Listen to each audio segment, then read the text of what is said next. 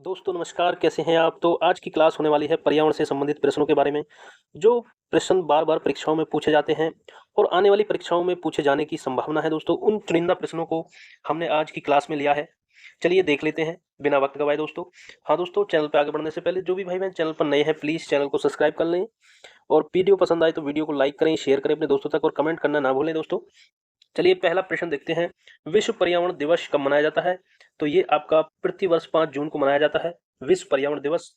बात करें प्रथम पर्यावरण दिवस कब मनाया गया था, तो वर्ष 1973 में प्रथम पर्यावरण दिवस मनाया गया था और तब से लेकर प्रतिवर्ष 5 जून को विश्व पर्यावरण दिवस मनाया जाता है दोस्तों। बार-बार परीक्षा में पूछा जाता है। आगे बढ़ते हैं, विश्व का सबसे बड़ा ग्लोबल कार्बन उत्सर्जक देश कौन है? तो ये आपका चीन है, विश्व का सबसे बड़ा ग्लोबल कार्बन उत्सर्जक देश।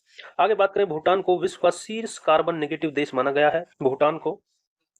अगले प्रश्न की तरफ बढ़ते हैं दोस्तों, पर्यावरण संरक्षण के लिए 17 से 24 वर्ष के जो 15,000 युवा हैं को नियुक्त करने के उद्देश्य से ग्रीन ग्रीन आर्मी किस देश ने लॉन्च की? ग्रीन आर्मी की यदि बात करें तो ऑस्ट्रेलिया ने लॉन्च की दोस्तों, पर्यावरण संरक्षण के लिए। अब देख लेते हैं कार्बन उत्सर्जन क्रम दोस्तों। ये प्रश्न यहाँ से परीक्षाओं में बनते हैं। मान लो यहाँ से आ जाए, क्रम आ जाए, तो आप याद रखेंगे कि फर्स्ट नंबर पर चीन है, उसके बाद अमेरिका, उसके बाद भारत, उसके बाद रूस और जापान। तो भारत की यदि बात करें तो तीसरे नंबर पे है, पहले नंबर पर चीन है और दूसरे पे अमेरिका, जो सबसे ज्यादा कार्बन उत्सर्जन करते हैं दोस्तों। इस क्रम को आप याद कर लेंगे। आगे बढ़ते हैं, पारिस्थितिकी इकोलॉजी शब्द का प्रयोग सर्वप्रथम किसने किया? अर्नेस्ट हैकल ने 1869 ईस्वी में। इसमें जीवधारियों के पर्यावरण पर एवं पारस्परिक प्रभावों का अध्ययन किया जाता है। इकोलॉजी में क्या अध्ययन किया जाता है? जीवधारियों के पर्यावरण पर पारस्परिक प्रभावों का अध्ययन किया जाता है। आगे बात करें दोस्तों, इकोसिस्टम पारिस्थितिकी तंत्र का पिता किसे कहते हैं? एजी टांसले, जो कि जर्मनी के थे। दोस्तों वीडियो पसंद आई तो वीडियो को लाइक करते रहें। अब बात कर लेते हैं जो बार बार परीक्षाओं में पूछी जाती है, WWF। WWF की फुल फॉर्म बार बार परीक्षाओं में पूछी जाती है। ये कहीं ना कहीं आपको पेपर में देखने को भी मिली होगी, आपने एग्जाम दिए हैं। तो WWF की फुल फॉर्म दोस्तों world wild fund for nature है। इसे भी आप देख लेंगे दोस्तों। आगे बात करें टाइगर स्टेट। टाइगर स्टेट की बात करें तो दोस्तों मध्य प्रदेश है टाइगर स्टेट। आगे बात करें इको मार्क, क्या होता है इको मार्क और एग मार्क? तो इको मार्क जो होता है आपका पर्यावरण शुद्धता का चिन्ह है इको मार्क। एग मार्क की यदि बात करें तो खाद्यान्न की शुद्धता का चिन्ह एग मार्क है। ये दोस्तों वो प्रश्न है जो बार बार परीक्षाओं में कहीं ना कहीं पूछे गए हैं, उन्हीं प्रश्नों को हमने इस वीडियो में लिया है और यही प्रश्न आने वाली परीक्षाओं में आपको देखने को मिलेंगे दोस्तों। एग मार्क क्या है? प्रश्न बनता है कि एग मार्क क्या है, तो खाद्यान्न शुद्धता का चिन्ह है। इको मार्क क्या है? पर्यावरण शुद्धता का चिन्ह है। टाइगर स्टेट किसे कहते हैं? मध्य प्रदेश। WWF की फुल फॉर्म बताइए? World wide fund for nature. आगे बात करते हैं दोस्तों अगले प्रश्न। यहाँ से प्रश्न बनते हैं कि डीएनए फिंगरप्रिंट क्या है? आनुवंशिकता निर्धारण प्रणाली है ये डीएनए फिंगरप्रिंट। फिंगर के माध्यम से, जो फिंगरप्रिंट के माध्यम से पहचान की जाती है। आगे बात करें रेड डाटा बुक क्या है? रेड डाटा बुक इसमें संकटग्रस्त जीवों से संबंधित पुस्तक है ये, जो कि विलुप्त प्रजाति है, विलुप्त हो रही है, उनसे संबंधित पुस्तक है रेड डाटा बुक। आगे बात करें ग्रीन डाटा बुक, इसमें प्रजातीय विविधता से संबंधित बुक है ये। अगले प्रश्न की तरफ बढ़ते हैं दोस्तों, मरुस्थल में उगने वाले पौधे को क्या कहते हैं? मरुस्थलों में उगने वाले पौधे को जीरोफाइट्स कहते हैं दोस्तों। ये भी परीक्षा में पूछे जाते हैं। ऐसे ही ओजोन परत से बात कर लेते हैं। ओजोन परत 6 का सर्वप्रथम पता किसने लगाया? फॉरमैन ने लगाया, ये आपको याद रखना है। और यहाँ से ओजोन से प्रश्न जो बनते हैं कि ओजोन छिद्र अंटार्कटिका महाद्वीप के ऊपरी क्षेत्र में सबसे बड़ा क्षेत्र पाया गया है। तो यहाँ से प्रश्न बनता है कि ओजोन छिद्र जो पाया गया है वो कहाँ पाया गया है? तो आप बताएंगे अंटार्कटिका महाद्वीप के ऊपरी क्षेत्र में पाया गया है। ऐसे प्रश्न बनते हैं ओजोन से। ओजोन आगे बात करते हैं CFC। CFC क्लोरोफ्लोरोकार्बन जिसको कहते हैं, मिथाइल ब्रोमाइड, नाइट्रस ऑक्साइड आदि से ओजोन प्रभावित होती है। ये भी याद रखेंगे। आएगा प्रश्न आएगा कि ओजोन किससे प्रभावित होती है? तो ऑप्शन में दिया होगा CFC, methyl bromide, nitrous oxide, इनमें से आपको टिक कर देना है। और बात करें अगले ओजोन से जो बनते हैं प्रश्न कि ओजोन परत कहाँ पाई जाती है? यहाँ से प्रश्न बनते हैं परीक्षा में कि ओजोन परत कहाँ पाई जाती है? तो आप कहेंगे समताप मंडल में पाई जाती है। उसी तरह ओजोन परत करती क्या है? यहाँ से प्रश्न बनते हैं, ये क्या करती है? सूर्य की पराबैंगनी किरणों को अवशोषित करके हानिकारक किरणों से हमारी सुरक्षा करती है दोस्तों। क्या करती है? सुरक्षा। अब बात करें ओजोन दिवस कब मनाया जाता है? ओजोन दिवस 16 सितंबर दोस्तों, याद रखेंगे 16 सितंबर ओजोन दिवस कब मनाया जाता है? 16 सितंबर। यहाँ से भी प्रश्न परीक्षा में देखने को मिलता है। अब बात कर लेते हैं दोस्तों अम्ल वर्षा से बनने वाले प्रश्न की। अम्ल वर्षा से, अम्ल वर्षा क्या क्या कारण है? यही प्रश्न बनता है परीक्षा में कि अम्ल वर्षा का कारण बताइए। तो SO2 व NO2 के कारण ये होता है। जब वर्षा होती है उसमें सल्फर डाइऑक्साइड और नाइट्रस डाइऑक्साइड जो है ये मिल जाती है, उसके कारण अम्ल वर्षा होती है दोस्तों। परीक्षा में प्रश्न इसी तरह बनता है कि अम्ल वर्षा का कारण क्या है? तो उसमें SO2 व NO2 इसका कारण है। आगे बात करें बायोटिक सिटी किसे कहते हैं, ये भी प्रश्न परीक्षा में देखने को मिलते हैं, लखनऊ को। इको स्टेट किसे कहते हैं, हिमाचल को। किसको, इको स्टेट हिमाचल प्रदेश, हिमाचल को कहते हैं। ऐसे सर्वाधिक वन प्रदेश का है मध्य प्रदेश दोस्तों।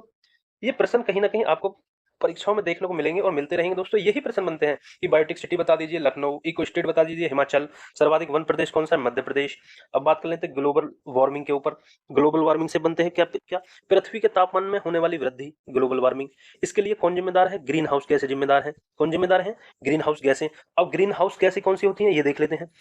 ग्रीन हाउस गैसों में सर्वप्रथम कार्बन डाइऑक्साइड जो मुख्य है, और उसके बाद कार्बन मोनोऑक्साइड, उसके बाद मीथेन, CFC, हाइड्रोफ्लोरोकार्बन। ये जो है आपकी ग्रीन हाउस गैसें हैं दोस्तों। इससे क्या होती है, जो पृथ्वी का जो वातावरण है तापमान उसमें वृद्धि होती है दोस्तों।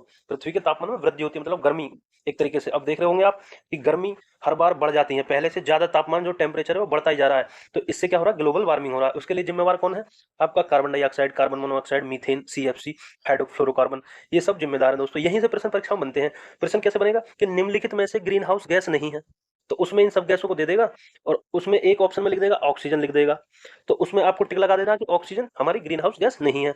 और कभी कभी क्या बनता है कि मुख्य गैस कौन सी है, ग्रीन हाउस गैसों में मुख्य गैस कौन सी है सबसे ज्यादा जो ग्लोबल वार्मिंग करती है, तो आप टिक लगाएंगे कार्बन डाइऑक्साइड पर। ये सबसे ज्यादा मुख्य ग्लोबल वार्मिंग करने में। ऐसे यहां से परीक्षाओं में प्रश्न देखने को मिलते हैं। कारण, आगे बढ़ते हैं। यहां से भी प्रश्न देखने को मिलते हैं कि धान और गेहूं के पुआल जलाने पर जो प्राप्त गैस होती है कौन सी गैस होती है, वो मीथेन होती है दोस्तों। ये आपका यूपी टेट हुआ और अन्य परीक्षाओं में पूछा गया यहाँ से प्रश्न कि धान या गेहूं के पुआल जलाने से प्राप्त होने वाली गैस कौन सी है दोस्तों, मीथेन। दोस्तों वीडियो पसंद आ रही हो तो वीडियो को लाइक करते रहें और शेयर करते रहें दोस्तों। दोस्तों वीडियो को बिना स्किप किए पूरा देखते रहें। चुनिंदा प्रश्न हमने यहाँ पे लिए हैं, एक पार्ट और इसमें आएगा दोस्तों, क्योंकि पर्यावरण से अभी कई टॉपिक रह गए हैं, एक पार्ट और आएगा उसमें, उसमें कंप्लीट हम पर्यावरण को कंप्लीट कर लेंगे दोस्तों। आगे बढ़ते हैं अगले प्रश्न की तरफ। लाइकेन सबसे अच्छे सूचक किसके होते हैं, वायु प्रदूषक के। लाइकेन किसके सूचक होते हैं, वायु प्रदूषक के। सबसे अच्छे सूचक क्या होते हैं, यहाँ से प्रश्न पूछते हैं परीक्षाओं में कि लाइकेन सबसे अच्छे सूचक किसके होते हैं, तो ऑप्शन में देगा वायु प्रदूषक, जल प्रदूषक, तो आप टिक लगाएंगे वायु प्रदूषक के। ऐसी बात कर लेते हैं दोस्तों, प्रोजेक्ट टाइगर की बात कर लेते हैं। तो ये कब से शुरू किया गया, 1973 में शुरू किया गया प्रोजेक्ट टाइगर, टाइगर को बचाने के लिए दोस्तों। प्रोजेक्ट टाइगर 1973 में। यही प्रश्न परीक्षा में पूछते हैं कि प्रोजेक्ट टाइगर कब शुरू किया गया, तो आपको सन याद रखना है, 1973 ईस्वी में प्रोजेक्ट टाइगर शुरू किया गया। आगे बात करते हैं, ग्लोबल 500 पुरस्कार प्रदान किया जाता है किसके लिए, पर्यावरण प्रतिरक्षा के लिए। ग्लोबल 500 पुरस्कार किसके लिए प्रदान किया जाता है, पर्यावरण प्रतिरक्षा के लिए, ये आपको याद रखना है। आगे बढ़ते हैं, मानव जनित पर्यावरण प्रदूषक क्या कहलाते हैं, मानव जनित जो मानव द्वारा जो मनुष्य द्वारा जो पर्यावरण प्रदूषक है वो क्या कहलाते हैं, एंथ्रोपोजेनिक। क्या कहलाते हैं, एंथ्रोपोजेनिक। आगे बढ़ते हैं, किस देश में सर्वाधिक अम्लीय वर्षा होती है, ये भी आपको याद रखना है, नॉर्वे में। किस देश में सर्वाधिक वर्षा होती है, अम्लीय वर्षा, नॉर्वे में होती है। आगे बात करें, भोपाल गैस त्रासदी जो हुई थी, भोपाल में यूनियन कार्बाइड फैक्ट्री जो कि गैस रिस गई थी वह कौन सी थी, तो आपको इसका नाम याद रखना, मिथाइल आइसोसाइनाइड थी वो, मिथाइल आइसोसाइनाइड। ठीक है दोस्तों, मिथाइल आइसोसाइनाइड गैस थी जो भोपाल त्रासदी में लीक हुई थी, जो रिस गई थी, ये इसी से भोपाल गैस त्रासदी हुई थी। ये गैस का नाम पूछा जाता है परीक्षाओं में दोस्तों। आगे बढ़ते हैं दोस्तों, वीडियो पसंद आ रही हो तो वीडियो को लाइक कर लें, और चैनल पर नए हैं तो प्लीज चैनल को सब्सक्राइब कर लें, ताकि हमें सपोर्ट मिलता रहे और आपके लिए हम नई नई वीडियो लाते रहें। वाटरमैन ऑफ इंडिया, चलिए इसे भी देख लेते हैं।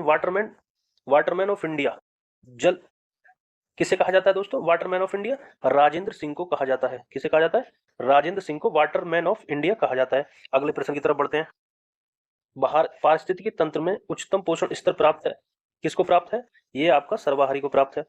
अब बात कर लेते हैं आंदोलनों के ऊपर। एपिको आंदोलन से संबंधित व्यक्ति, ये परीक्षाओं में पूछा जाता है कि एपिको आंदोलन से संबंधित व्यक्ति कौन थे, पी हेगड़े थे आपके, कौन थे, पी हेगड़े। इसी तरह चिपको आंदोलन से परीक्षाओं में प्रश्न बनते हैं। चिपको आंदोलन जो कि 1973 में गढ़वाल हिमालय में शुरू किया गया, किसके लिए, अंधाधुंध वृक्षों की कटाई हो रही थी, उस पर लगाम लगाने के लिए चिपको आंदोलन शुरू किया गया। जो इससे संबंधित व्यक्ति कौन थे, आपके सुंदरलाल बहुगुणा जोशी, श्रीमती गौरा देवी, चंडी प्रसाद भट्ट, ये मुख्य लोग थे इसमें। तो दोस्तों आज की वीडियो में इतना ही, मिलेंगे अगले पार्ट में। जो कुछ प्रश्न रह गए हैं महत्वपूर्ण, उसे अगले पार्ट में हम कवर कर लेंगे, और यहीं से आपको परीक्षा में प्रश्न देखने को मिल जाएंगे, और ज्यादा यहाँ से पढ़ने की जरूरत नहीं पड़ेगी आपको पर्यावरण में। ठीक है दोस्तों, मिलते हैं, तब तक के लिए जय हिंद, जय भारत।